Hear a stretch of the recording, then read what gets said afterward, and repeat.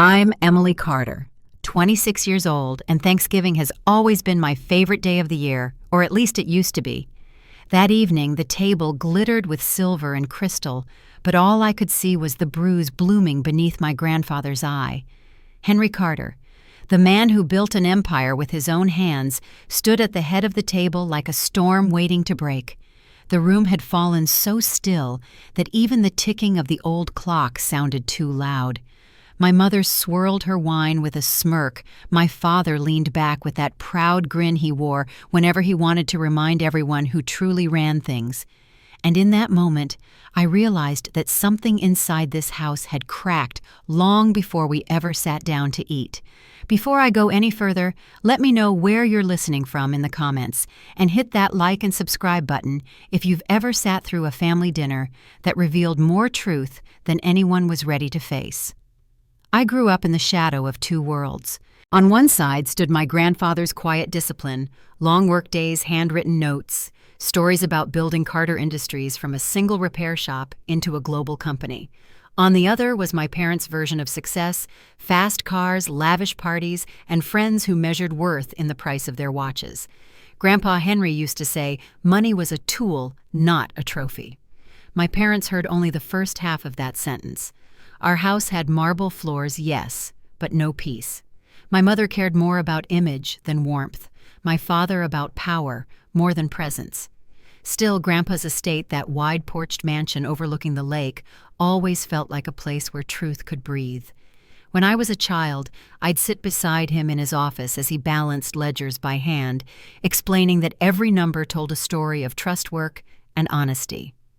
Back then, I believed our family shared those values. I was wrong. In the weeks before Thanksgiving, I noticed something different about my mother. Her laughter had turned sharp. Her phone never left her hand, and she whispered words that didn't belong at the dinner table, shares trustees, and transfers. When I'd ask what was wrong, she'd smile too quickly and tell me not to worry. "Your grandfather is stubborn," she'd say. "He doesn't understand that his time has passed." I'd nod, pretending to agree, but deep down, unease began to settle like dust in my chest. Grandpa had always been generous. He'd paid for our home by the lake, helped with my college tuition, and still visited every Sunday carrying fresh bread from his favorite bakery. Yet somehow, it was never enough for them. The closer Thanksgiving came, the more the air in our house thickened. Doors closed a little harder. Voices dropped when I entered the room. One night I woke to the sound of my parents arguing in the study. My father's voice was low, but cutting the way it always was when he wanted to win. "He's rewriting the will, Rachel," he said. "I saw the lawyer's call log. He's cutting us out." My mother's reply came quick, sharp, like the flick of a blade. "Then we'll make sure he doesn't get the chance." I remember standing there in the hallway, barefoot on the cold wood floor, trying to understand what those words meant. It wasn't about hurt feelings or family pride anymore. It was about control. And in that single moment, the warmth I'd always associated with Thanksgiving began to feel like a mask we all wore to hide something rotten underneath. 3 days later, Grandpa Henry arrived for breakfast as if nothing had happened. He was calm, deliberate, his silver watch glinting in the sunlight as he poured his coffee. But there was something new in his eyes, something that didn't belong to the man who used to tell me bedtime stories about loyalty and courage. It was the look of someone who'd already seen the truth and decided what to do about it. He didn't mention the will, didn't mention the family business, just said one quiet line as he stirred his coffee. "Greed always has a cost." My parents laughed, brushed it off as one of his old man lessons. I tried to laugh too, but the sound stuck in my throat. When Thanksgiving evening finally came, the air carried that strange tension I'd felt building all week. The table gleamed, the guests chatted politely, and the scent of roasted turkey hung heavy in the room. But behind every smile was a question no one dared ask. Grandpa stood at the head of the table, cane in hand, shoulders squared like a man preparing for a verdict. That's when I saw it, the bruise dark and swollen beneath his right eye. The sight knocked the breath out of me. I wanted to ask what happened, but my mother was watching, daring me to speak. My father reached for the wine. His grin practiced his voice smooth. "Let's begin, Dad," he said, as though nothing was wrong. Grandpa didn't sit down. Instead, he reached into his coat and pulled out a black envelope sealed in red wax. The conversation stopped. Even the guests fell silent. He didn't look at me. He looked at my mother. He laid the envelope on the table in front of her plate like a judge setting down a sentence. My mother blinked, confused, her hand trembling slightly as she touched the wax seal. "What is this?" she asked, forcing a laugh. Grandpa's reply was steady, almost soft. "A reminder, Rachel. For you and for him." He nodded toward my father. No one moved. No one breathed. The chandelier above us flickered, casting fractured light across the bruise on his face. My father's voice dropped low, angry. "You're making everyone uncomfortable." Grandpa didn't flinch. "Thanksgiving is about gratitude," he said. "But it's hard to be thankful when the people you love are the ones who hurt you most." A chill ran through me as I realized this dinner wasn't just a family gathering, it was a reckoning. And whatever waited inside that black envelope was about to change everything we thought we knew about each other. The night after that tense Thanksgiving dinner, the house felt like it was holding its breath. The guests had left, the dishes were cleared, but the echo of my grandfather's words still lingered in every corner. My parents retreated to their room without speaking, their anger pressed tight beneath forced politeness. I could hear the muffled hum of their voices through the walls, sharp, fast, frantic. I didn't need to understand every word to know they were arguing about him. 3 days earlier, before that dinner turned our world upside down, I had walked into a storm I didn't see coming. It was early morning, the kind of quiet hour when the lake outside still shimmered like glass. My mother was pacing in the hallway, a phone clutched in her hand, whispering words she never used around me, shares trustees and transfer deadlines. She stopped when she saw me. "Emily, sweetie," she said with that bright smile she saved for company. "Shouldn't you be getting ready for work?" Her tone was light, but her eyes were restless. I asked if she was arguing with Grandpa again. She sighed, exasperated. "Your grandfather forgets who kept this family running all these years. He thinks money buys loyalty." Then softer, she added, "He owes us more than he's willing to admit." Her words didn't sound like gratitude. They sounded like resentment. I thought about Grandpa Henry and the way he'd always treated her with patience, even when she was unkind. He paid off their lake house, helped cover my college tuition, and never once asked for repayment. He had always believed his family would do right by him. I was beginning to wonder if that belief had finally broken. That evening I overheard more than I was ever meant to. I had gone upstairs to grab a book when I caught my father's voice drifting from their bedroom. It was lower than usual, the kind of tone that made my stomach twist. "He's rewriting the will," he said. I saw the call logs from his attorney. "He's cutting us out."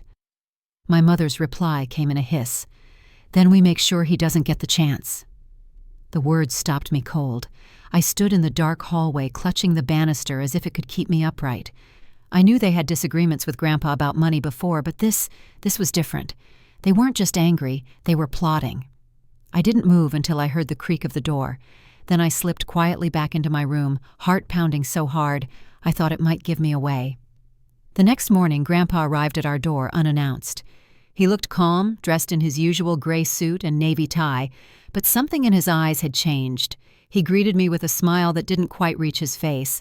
My father invited him in, his tone strained, pretending nothing was wrong. Grandpa's gaze lingered on both of them for a long, quiet moment before he said, "I hope you both remember, greed always has a cost." My mother laughed it off, stirring her coffee. "You always say that, Dad. Maybe it's time you learned to share a little." My father chuckled under his breath, and the two of them exchanged a look that made my stomach tighten again. Grandpa didn't argue. He just nodded, set down his mug, and left without another word. That silence felt heavier than any fight could have been. Later that day, I found him sitting in his car outside his estate. The wind had picked up, and the last of the autumn leaves were swirling around the driveway. I hesitated, then walked up to his window. "Grandpa, are you all right?" I asked. He looked at me, and for the first time in my life, I saw something close to sorrow in his expression. "Some lessons," he said, "have to be learned the hard way." Then he smiled faintly. "Don't worry, sweetheart. I know what I need to do." I didn't understand what he meant until Thanksgiving night. When he stood at the head of that table, Cain's steady bruise dark beneath the chandelier, I realized how far things had gone. The bruise wasn't from age or a fall, it was from a fist. His silence that night wasn't weakness, it was resolve. And the black envelope he placed in front of my mother wasn't just a warning, it was the result of a choice he'd already made. After the dinner, I couldn't sleep. The image of that bruise haunted me. Around midnight, I crept downstairs, hoping to find Grandpa before he left. I found him by the fireplace, coat on hand, resting on his cane. The firelight flickered across his face, catching the edge of the bruise. He looked up when he heard me. "Emily," he said softly, "you shouldn't be awake." "Grandpa?" I whispered. "Who did that to you?" He didn't answer right away. He just sighed, the sound carrying years of disappointment. "Ask your father." The words hit harder than I expected. I wanted to argue to say it couldn't be true, but deep down I already knew. My father had a temper he liked to call discipline. When I was younger, I'd seen him slam a door so hard it cracked punch a wall because a deal went bad. He'd always said anger was just passion misunderstood. Maybe I'd been misunderstanding it too. A few days later, everything started to unravel. My parents received a call from Grandpa's attorney, James Whitaker, a man I'd seen at family functions since childhood. He was polite but firm. "Mr. Carter wants to meet to discuss estate matters," he said. My father hung up the phone with a curse. My mother immediately began pacing, muttering about betrayal and timing. I listened from the next room, heart sinking with every word. When Grandpa arrived that afternoon, he was escorted by Mr. Whitaker. The atmosphere was brittle from the start. My father tried to play the host offering coffee, but Grandpa declined. He looked at both of them and said evenly, "I'm making changes to protect what I've built. You can't just shut us out," my mother said, her voice rising. "I'm not shutting you out," he replied. "You did that yourselves." My father's tone turned sharp. "You're not thinking clearly, Henry. You're letting people get in your head." Grandpa's response was quiet, but final. "The only thing clouding my head was the hope that you'd do right by this family. I was wrong." The room fell silent. My mother's hand trembled against the back of the chair. For a moment, no one spoke. Then Grandpa nodded to his attorney and left. My father's fist slammed against the table so hard the coffee cups rattled. "He's lost his mind," he shouted. My mother tried to calm him, but her voice cracked. I slipped out before they noticed me. That night when I checked on Grandpa at his estate, the staff told me he'd dismissed them early. I found him in his study, the room dim except for the desk lamp. Papers were spread out in front of him, documents, letters, and a small black flash drive. He looked up as I entered. "You shouldn't have to see this, Emily," he said gently. I hesitated. "They're planning something," I told him quietly. "I heard them." He gave a faint smile. "I know, but I'm not afraid anymore." The next morning, the bruise appeared. By the time Thanksgiving arrived, I understood only fragments of what had happened, but enough to know it wasn't an accident. He'd refused to sign something, and my father had made sure he'd pay for it. That night, Grandpa's calm presence at the table wasn't just defiance. It was evidence that he was still standing still, watching, still ready to expose the truth. As he stood with that envelope in his hand, his voice steady, I felt the weight of every secret in that room pressing down. My mother's laughter sounded brittle, my father's silence dangerous. And though I didn't know what was coming next, I could sense it building the moment when all of it, the greed, the lies, the violence, would finally break open for everyone to see. The days after Thanksgiving passed in a haze. The air inside the house felt heavier, like every wall was holding back something unsaid. My parents barely spoke to me. When they did, their words were short and sharp. My father spent most of his time in the study, pacing between phone calls, while my mother floated from room to room, as if pretending everything was normal, could undo what had already been set in motion. The bruise on Grandpa's face had faded to a pale yellow by then, but the damage it represented hung over all of us like a shadow that wouldn't move. I found out later that Grandpa had stopped answering my parents' calls. Instead, he met privately with James Whitaker, at his estate, going over documents my father had never been allowed to see. I visited him one evening after work, hoping to bridge the gap that had widened between our families. Evelyn, the housekeeper who had worked for him since before I was born, met me at the door. Her voice was low as she led me inside. "He's been quiet these days," she said. "Keeps his study locked most nights." When I thanked her, she just gave a small nod. "Be kind to him, Emily. He's carrying more than he'll say." Grandpa was by the fireplace, papers spread out beside his chair. He looked older than I remembered, the lines around his eyes deeper. When he saw me, he managed a small smile. "You shouldn't worry so much," he said, though his tone carried a weariness that didn't match the words. I sat beside him and asked if he was all right. He tapped his cane lightly against the floor. "I'm fine," he said, "but I can't say the same for the people who think they own me." I wanted to ask what he meant, but he changed the subject, asking about my job and if I was still thinking about going back to school for finance. He listened as I talked, nodding here and there, though I could tell his mind was elsewhere. When I stood to leave, he stopped me. "Emily," he said quietly, "you've always had a clear heart. Hold on to that. When people lose sight of what matters, they'll do things they can never take back." His words stayed with me long after I left. 2 nights later, I heard raised voices again. My parents were arguing in the kitchen, their whispers sharp enough to cut through the walls. I stayed in the hallway frozen as my father said, "He's leaving everything to her. I can feel it. The lawyer's been here every day." My mother's reply trembled with anger. "Then we can't just wait around Martin. If he changes the will, we lose everything." I waited for one of them to say my name, but they didn't. It was as if I didn't exist except as a piece on the board they were trying to control. That night, I couldn't sleep. I kept thinking about the way Grandpa had looked at Thanksgiving, tired, bruised, yet determined. I wondered how long he'd been carrying the knowledge of what my parents had done. The next morning, I drove to his estate again, without calling first. The front door was unlocked, and the smell of coffee lingered in the hall. I found Evelyn in the kitchen, wiping down the counter. She startled when she saw me. "He's in the study," she said quietly. "He asked not to be disturbed, but maybe you're the exception." The door to the study was half open. Grandpa sat behind his desk, the morning light catching on the silver frame of a photograph me at age 7, missing a front tooth, smiling at the lake. His eyes lifted when he noticed me. "Emily," he said softly, "I didn't expect you." I hesitated at the doorway. "I just wanted to check on you." He nodded, gesturing to the chair across from him. "You've always had good timing," he said. "I was about to call James." Before I could sit, the front gate alarm buzzed. Evelyn hurried past to answer, and moments later, my parents' voices carried down the hall. Grandpa's posture stiffened. My father entered first, his expression tight with practiced control. My mother followed, wearing a smile that didn't touch her eyes. "Dad," she began, "we need to talk." Grandpa leaned back, his cane resting across his lap. "I figured you might," he said evenly. The conversation started polite, too polite. My mother tried to sound wounded. "You've been avoiding us," she said. "People are talking. They're saying you're making rash decisions." Grandpa's tone didn't change.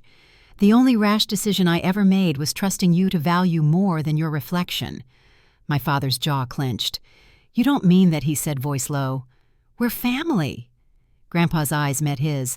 "Family doesn't hit. Family doesn't steal."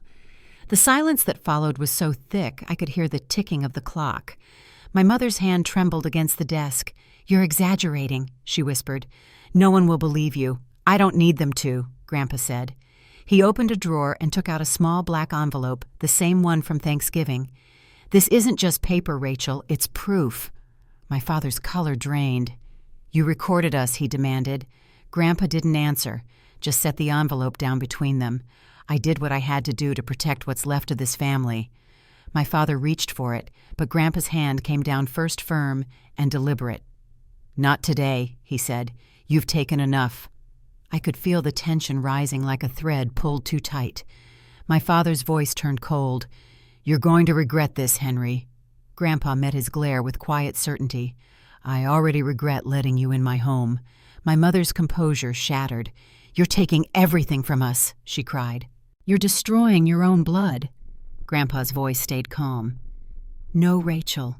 You destroyed what made this family worth saving." He stood slowly, leaning on his cane. "You've mistaken wealth for love. They're not the same thing." When they left, the house fell into a silence so deep I could hear my own heartbeat. I turned to Grandpa, unsure what to say. He sat back down, rubbing his temple. "It's done," he said softly. "They've shown who they are. Now it's time for me to show who I am." I asked what he meant, but he only looked toward the window. The reflection of the lake shimmered against the glass sunlight breaking through the gray clouds. Sometimes, he said, the only way to heal a wound is to let it bleed first. That night I stayed at his estate. Evelyn brought us tea, and we sat in the quiet glow of the fire. Grandpa spoke little, but his presence filled the room like a steady heartbeat. I could tell he was preparing for something, though he didn't say what. The next morning he asked me to walk with him to the garden. The frost still clung to the grass and the air bit at our skin.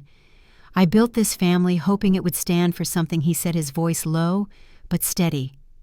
Integrity, hard work, respect. Somewhere along the way, those things got traded for greed. He stopped near the old oak tree and looked at me. But not by everyone. I knew what he meant, but the weight of it pressed hard on my chest. As we headed back inside, Evelyn met us at the door, worry flickering in her eyes. "Your parents called," she said quietly. "They said they'll be here for dinner." Grandpa just nodded. "Let them come," he said. "It's time they hear the truth." And though I didn't know what he planned, I could feel the shift in the air, the calm before a storm that had been gathering for far too long. That evening the air felt heavy, as if the walls themselves knew what was about to happen. I stood beside my grandfather's chair as the clock struck 7, and the soft echo of tires crunched across the gravel drive. Through the window, I saw my parents' car pull up, headlights sweeping across the front lawn like the beam of a searchlight. Grandpa didn't move. He sat still, one hand resting on his cane, the other on the arm of the chair, his expression unreadable. Evelyn appeared in the doorway, her voice calm but cautious. "They're here, sir." Grandpa nodded once. "Show them in." The front door opened, and my parents stepped inside, as if nothing were wrong. My mother's perfume arrived before her words, sweet and sharp, filling the space too quickly. "Dad," she said brightly. Forcing a smile, we brought dessert. My father carried a white bakery box, setting it down on the counter like a peace offering. Grandpa didn't return the smile. "That's thoughtful," he said, his tone polite but hollow. "I hope you'll still want dessert after what we have to talk about." My mother's laugh faltered. "You make it sound so serious." She slipped off her coat and hung it neatly over a chair. "Can't we just have a quiet dinner for once?" Grandpa didn't answer. He rose slowly, leaning on his cane, and motioned toward the dining room. The table was already set, just as it had been at Thanksgiving, crystal glasses, polished silver, every detail perfect. But this time the perfection felt like armor protecting something fragile underneath. We sat down in uneasy silence. The only sound was the soft clink of silverware as Evelyn poured water into each glass. My father cleared his throat. "So, what's this about?" he asked. Grandpa's gaze stayed steady on him. "It's about accountability," he said, "and about what happens when trust is broken." My mother forced another smile. "Dad, if this is about money again, it's about respect." Grandpa interrupted, his voice firm. He reached into the inside pocket of his suit jacket and pulled out a single envelope sealed in red wax, the same one from Thanksgiving night. The sight of it made my mother's fingers tighten around her napkin. Grandpa set it in front of her plate. "You might recognize this," he said. My father scoffed. "We're doing this again?" "Really?"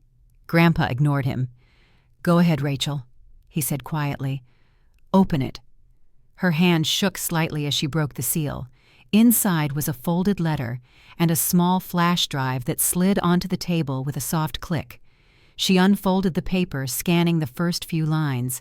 Her smile faded, her breath catching halfway through. "What is this supposed to mean?" she whispered. Grandpa's reply was calm, deliberate. "It's a record of your choices." My father leaned back, arms crossed.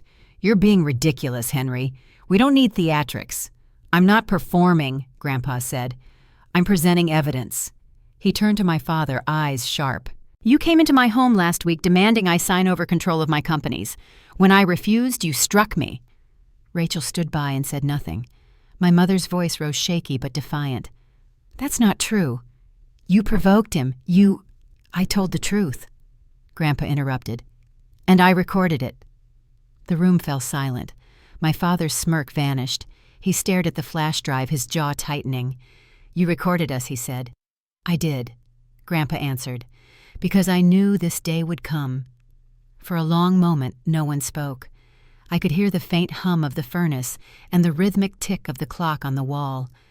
My mother looked pale, her fingers trembling as she set down the letter. "You're accusing your own daughter," she said softly. "After everything we've done for you," Grandpa's eyes didn't waver. "Everything you've done for me," he repeated. "You've done things to me, not for me." His voice cracked slightly, but his words were steady. "I gave you a home, an education, a chance to build something. Instead, you chose greed over grace." My father's tone turned cold. "You think this little show will hold up in court?" Grandpa's response was measured, almost weary. "I don't need a court. I have the truth, and I have witnesses." He nodded toward Evelyn, who stood silently by the door, her face unreadable. My mother's composure finally broke. "You've always hated me," she said, tears slipping down her cheeks. "You've made me beg for every scrap of attention while you treated Emily like she's some golden child." Grandpa's voice softened. "I never hated you, Rachel. I pitied the woman who thought love was something she had to steal." My mother pressed her hands over her face, shaking her head. My father rose from his chair. "Enough," he snapped. "You're done humiliating us." But Grandpa didn't stop. "No, Martin, you're done humiliating this family. You used your anger like a weapon. You called it discipline. But real men don't raise their hands to prove their worth." The words hit like a strike across the room. I felt the air shift my father's body tense, his jaw clench. For a moment I thought he might explode, but he didn't.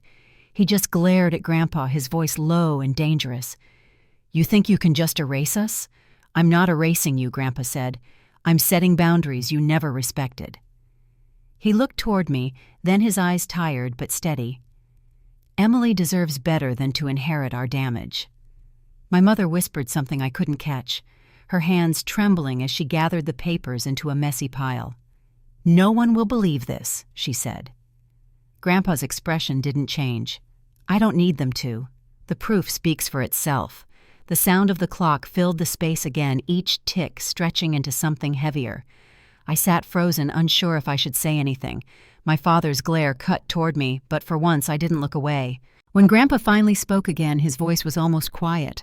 "You can't fix what you refuse to face, and I'm done pretending that silence keeps the peace." He stood cane firm against the floor and turned toward me. "Emily," he said, "I want you to see something tomorrow. James will bring the documents." My father's voice broke through, rough and bitter.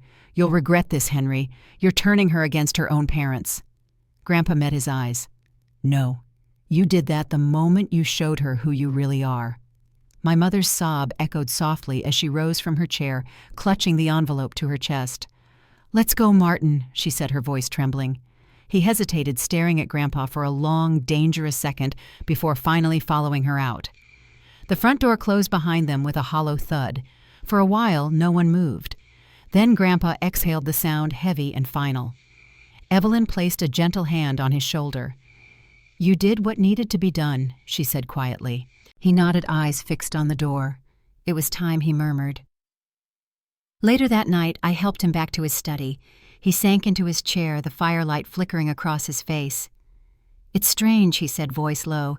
"Sometimes the hardest part of the truth is watching people you love walk away from it." I didn't know what to say, so I just sat beside him in the quiet. Outside, the wind pressed against the windows, whispering through the trees. Somewhere in that sound was the faint echo of my mother's last words, words that still lingered even after she was gone. The morning after that dinner, the air inside the house felt unnaturally still.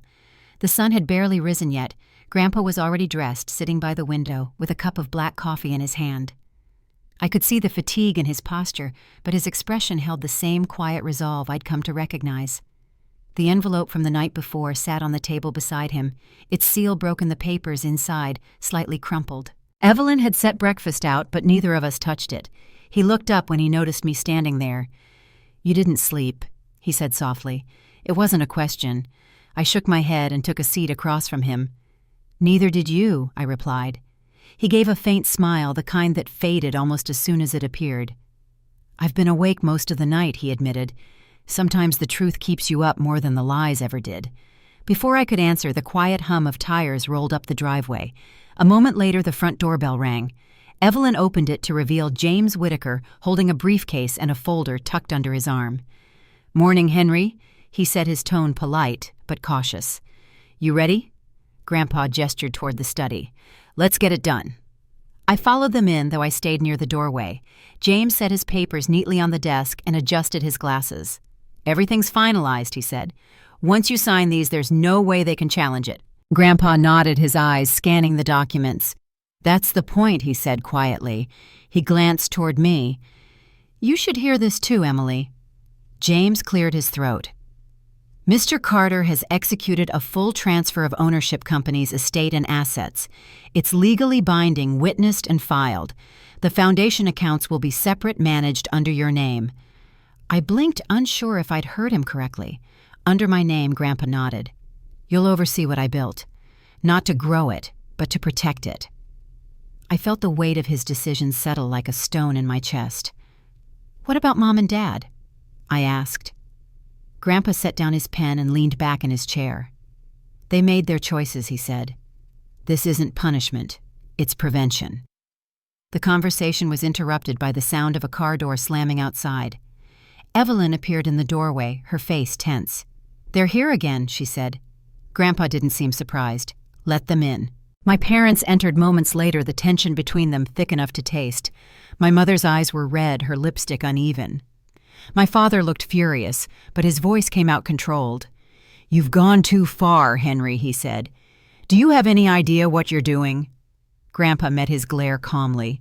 For the first time in a long while, yes.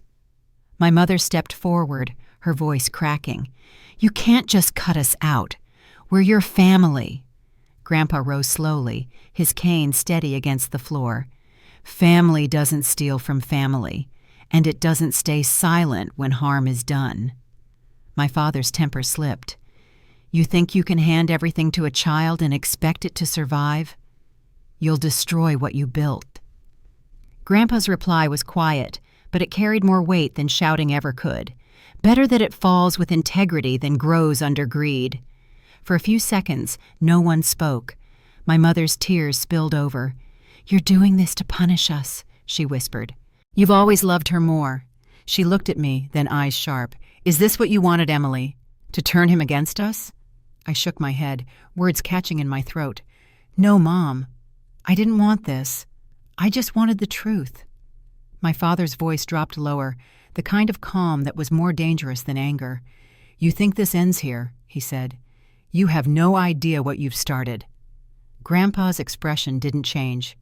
"If you mean peace, I've started exactly what needed to begin." My father moved closer to the desk, his hands curling into fists. "You're a bitter old man hiding behind lawyers and paperwork," he hissed. Grandpa didn't flinch. "And you're a grown man who can't take responsibility for his own actions." The tension broke like glass.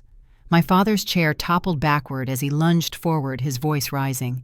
"You don't talk to me like that before I even thought I stepped between them." My pulse pounded in my ears. "Don't you dare," I said quietly. He froze, eyes wide, shocked that I was standing there. The silence stretched long and suffocating. My mother reached for his arm, her voice trembling. "Martin, please." He looked at her, then at Grandpa, and finally at me. "You'll regret this," he muttered. Maybe I said, keeping my voice steady, "but not as much as you'll regret what you've done." Grandpa rested a hand on my shoulder. "Let them go, Emily," he said. "There's nothing left here to save." My mother stared at him for a long moment, her lips trembling. "You'll die alone, Dad," she said softly. "And she'll leave you just like everyone else does." Grandpa's tone was calm, almost gentle. "If that's the price of peace, I'll pay it." My father turned without another word, pushing past her toward the door. My mother lingered for a heartbeat longer, her eyes meeting mine. "He's turned you against us," she whispered. I swallowed hard. "No, Mom. You did that the moment you stopped caring who got hurt." She looked as if she might speak again, but she didn't. She followed him out, and the door shut behind them with a heavy thud that seemed to echo through the house. For a long time, no one moved. Then Grandpa exhaled, his shoulders sagging. "You did what I couldn't," he said quietly. I looked at him confused. "What's that?" "End it," he said simply. For years I let them twist things, hoping love would fix what greed had already broken. He shook his head. "You showed me the line I should have drawn long ago." I helped him back to his chair. His hand trembled slightly as it found mine. "You shouldn't have to carry this weight," he said. "I'm not," I told him, "not alone." He looked up, his eyes glinting with something like relief. "Then maybe we still have a chance to start over." Outside, the sound of the car faded down the long drive, leaving only the wind moving through the trees. The house, for the first time in years, felt still not silent in fear, but in peace. Grandpa leaned back, his gaze fixed on the fire. "They'll try to fight it," he said, "but the law and the truth are on our side." James gathered the signed papers into his folder, his voice steady. "Everything's protected now. Even if they contest, they'll lose." Grandpa nodded, satisfied, but tired. "Good. Then we can finally stop reacting and start rebuilding." As James left, Evelyn brought in 2 cups of tea. The warmth of the cup steadied my hands as I sat beside Grandpa. "What happens now?" I asked. He looked at the flames, their reflection dancing in his tired eyes. "Now we heal," he said softly, "and we make sure what's been broken stays that way until it's ready to mend." The clock ticked quietly in the background, its rhythm slow and steady. I didn't know what the next few days would bring, lawsuits, headlines, or silence, but for the first time in a long while I believed we'd survive it. Outside, dusk gathered across the lake, the fading light stretching across the water like a promise of calm after the storm. Inside, Grandpa's hand rested on mine, firm and sure. "Whatever happens," he said, "don't forget, you stood for what's right." And though the world outside still felt uncertain, something inside that house finally felt settled like the first breath after years of holding it in. 2 nights after my parents left the estate was quiet again. The tension that had once filled every hallway seemed to dissolve into the steady crackle of the fireplace. Grandpa spent most of that evening in his study, reviewing documents with James Whitaker, while I helped Evelyn close up the house for the night. The snow had begun to fall outside, soft and slow, blanketing the driveway and muting the sound of passing cars. For the first time in months, the air felt still. When James finally left, Grandpa lingered by the window, his reflection faint in the glass. "They'll come back," he said, almost to himself. "People like that don't accept an ending. They look for a new beginning that serves them." I wasn't sure what to say, so I just nodded. He turned toward me and smiled faintly. "Don't worry, Emily. They won't get far. Not this time." The next morning I found him already awake, a pot of coffee half empty on the table beside his chair. He looked tired but lighter somehow, like a man who'd been carrying a burden for years and finally set it down. "James sent over the recordings," he said. "Everything's backed up. I want you to see them." I hesitated. "Are you sure?" He nodded. "If you're going to lead this family one day, you need to understand what you're protecting." I connected the small flash drive to my laptop.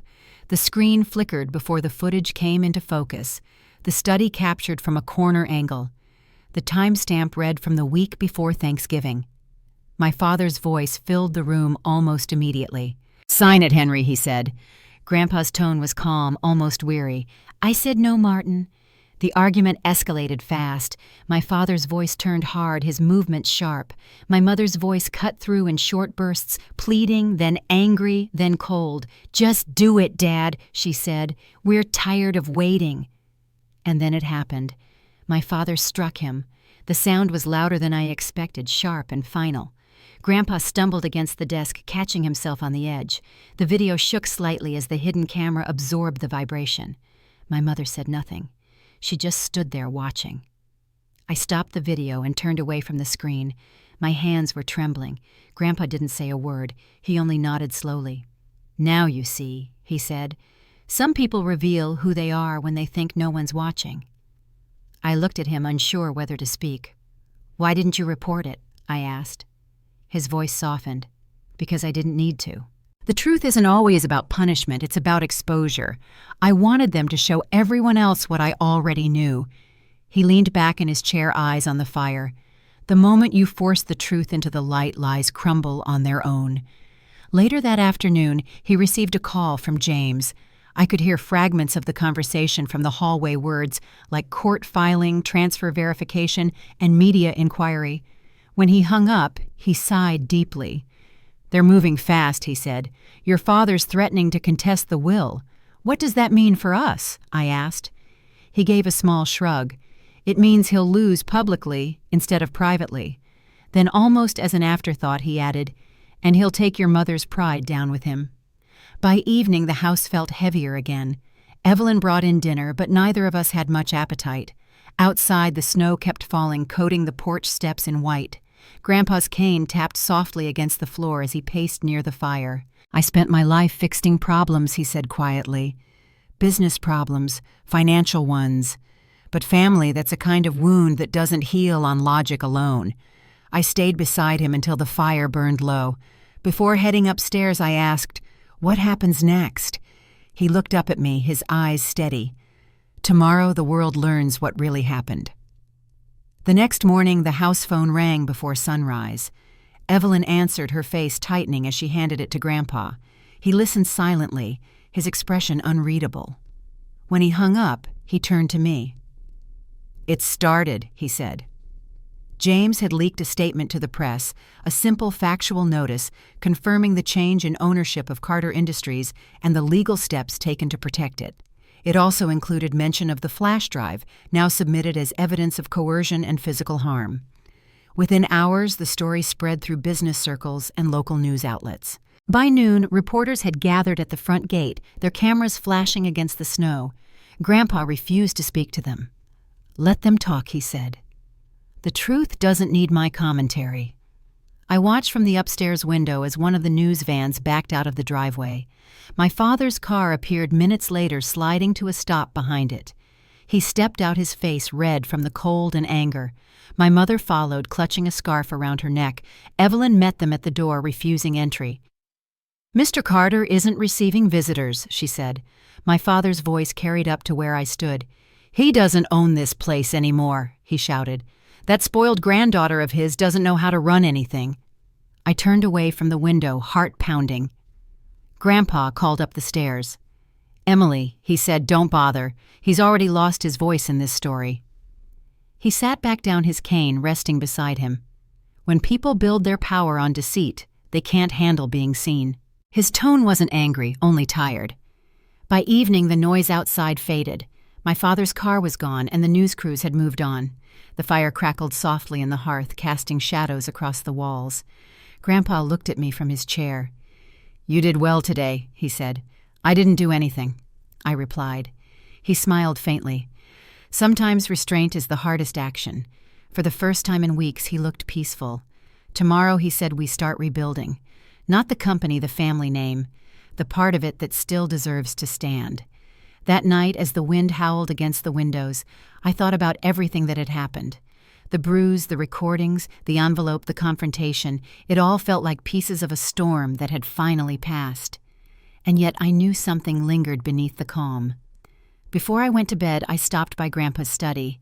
The fire had burned down to embers, and he was already asleep in his chair, a blanket draped over his lap. The faint glow from the fireplace traced the outline of his face, lying tired but at peace. I stood there for a while, listening to the steady rhythm of his breathing. Outside, the snow kept falling, covering every mark the day had left behind. And as I watched the light flicker across the room, I realized that peace wasn't silence. It was truth settled steady and finally seen. The week that followed was quiet, almost unnervingly so. News about my grandfather's legal actions spread quickly. Business journals ran headlines calling him a man of principle, while others painted my father as a cautionary tale of arrogance and greed. For the first time in my life, the Carter name wasn't defined by wealth alone. It was defined by truth. Grandpa refused every interview request that came his way, choosing silence over spectacle. Dignity, he told me, makes more noise than any headline ever could. Inside the house, life began to take on a new rhythm. The phone stopped ringing as often, and Evelyn went about her routines with quiet purpose. fresh linens, polished silver, the smell of coffee each morning. I found comfort in the normalcy of it. Grandpa spent more time in his study reviewing files and teaching me how the company operated.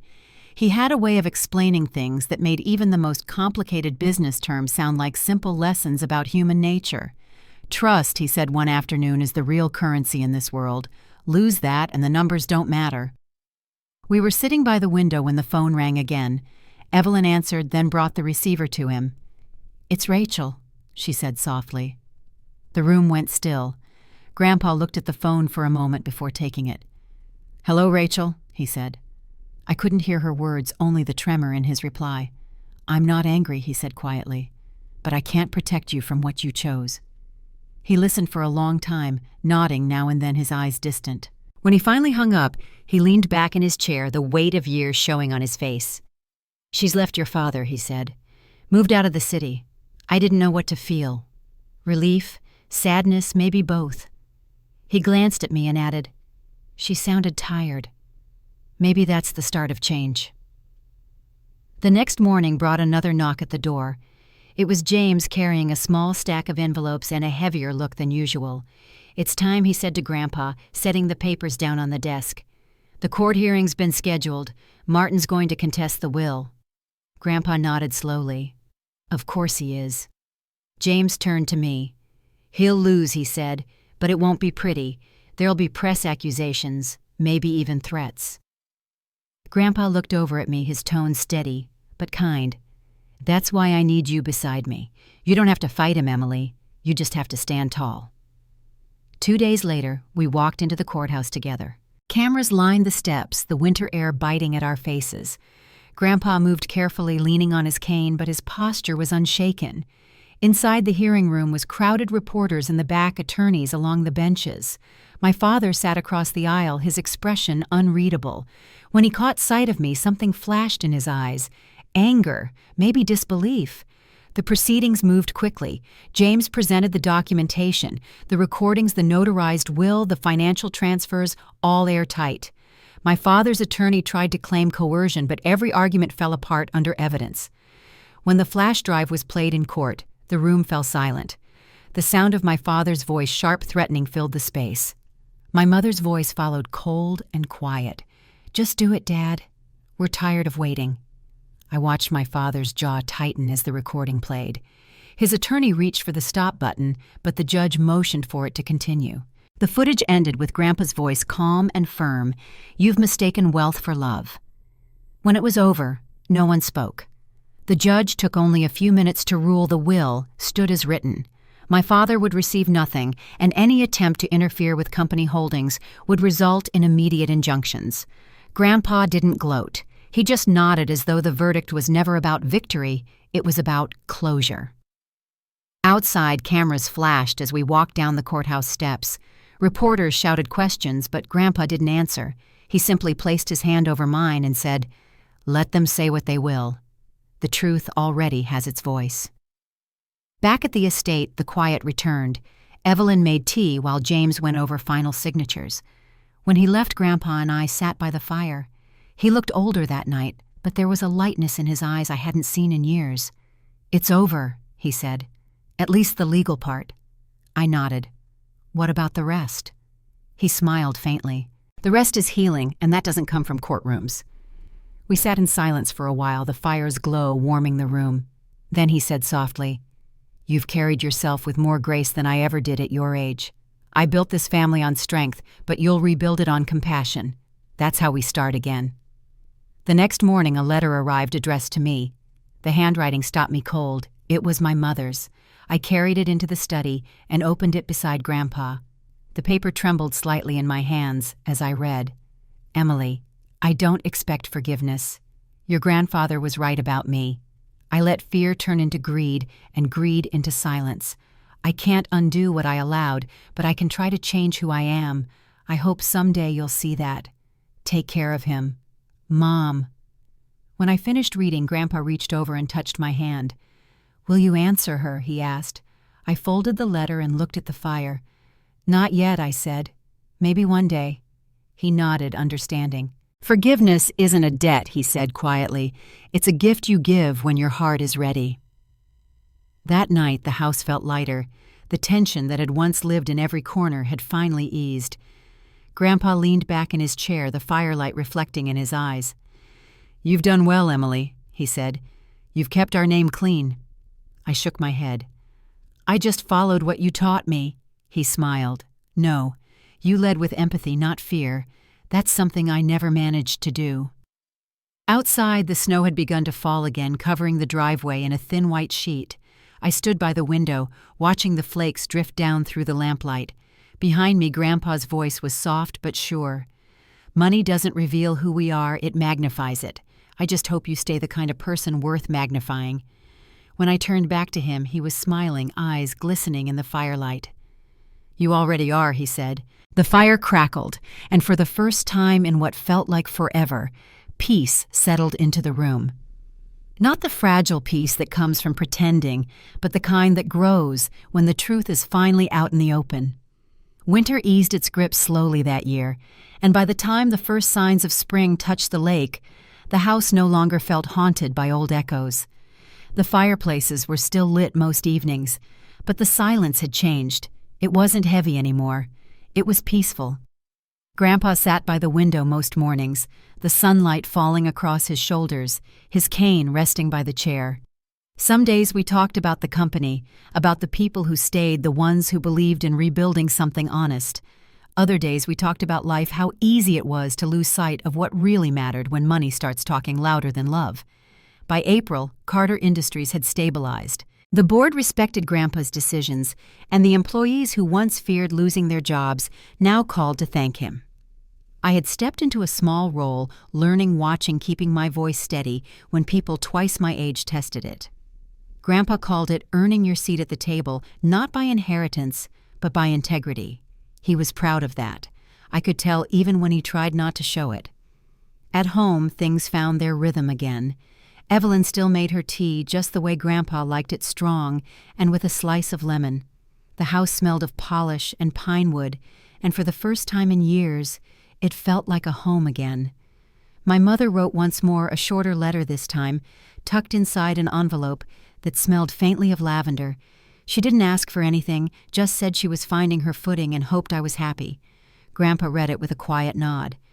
"Maybe she's finally seeing herself." "Clearly," he said. I kept the letter in my desk drawer, not out of hope, but out of understanding. My father, as far as I knew, had left the state. The courts upheld the ruling, and his attempt to challenge the will dissolved as quickly as his reputation. People stopped calling his name in business circles. Sometimes when I saw his face in an old article online, I didn't feel anger anymore, just a kind of distance, like remembering a storm that had already passed. That spring, Grandpa hosted a small dinner at the estate. No reporters, no investors, just the people who'd stood by him when things fell apart. James was there, of course, with his dry humor and calm steadiness. Evelyn sat at the far end of the table, smiling in that quiet way of hers that always made everyone else settle down. The fire crackled, and the room filled with laughter again, the kind that carries no guilt, only relief. Later that night, after the guests had gone, Grandpa and I sat together in the study. The light from the fireplace danced across the bookshelves, and outside, the last of the snowmelt dripped from the eaves. He looked at me for a long moment before speaking. "You know," he said, "I spent most of my life believing success was about control. But it isn't. It's about conscience. The older I get, the more I realize you can't buy peace, you have to earn it by telling the truth." I didn't say anything for a while. I just watched the flames flicker across his face, remembering the bruise that had started all of this. He caught my glance and smiled faintly. "You've done right by this family, Emily," he said. "Not because you protected our name, but because you protected what it should stand for." Outside, a wind swept across the lake, rattling the old windows. Grandpa leaned back in his chair, eyes glistening in the firelight. "When I'm gone," he said softly, "don't let the noise of the world drown out what you know in your heart. Lead with honesty, even when it costs you comfort. That's how you keep a legacy alive." I reached over and took his hand. "You're not going anywhere yet," I said, smiling. He chuckled, the sound gentle and warm. "Maybe not tonight," he said, "but one day you'll have to remember this conversation." The months that followed carried a kind of quiet grace. Grandpa's health wavered, but his spirit didn't. Every evening we watched the sunset over the lake, the sky turning gold and pink, the light reflecting across the water he'd loved his whole life. When summer came, he asked me to promise something simple, to keep the doors of the house open, to fill it with people who cared more about kindness than appearances. I said yes, and I meant it. The day we hung his portrait in the hallway, I felt that same stillness I'd known as a child standing by his desk. The house wasn't silent anymore. It was steady, full of the kind of peace that only comes after truth has done its work. Carter Industries went on stronger and cleaner than before, and so did I. Every decision I made carried a little bit of his voice, his lessons, his faith in doing what's right, even when it hurts. Looking back, I realize justice doesn't always look like punishment.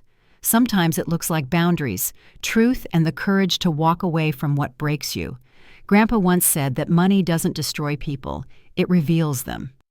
I think he was right, but I also think love, the real kind, reveals something too, the strength to rebuild after the ruin. And that's what this story became.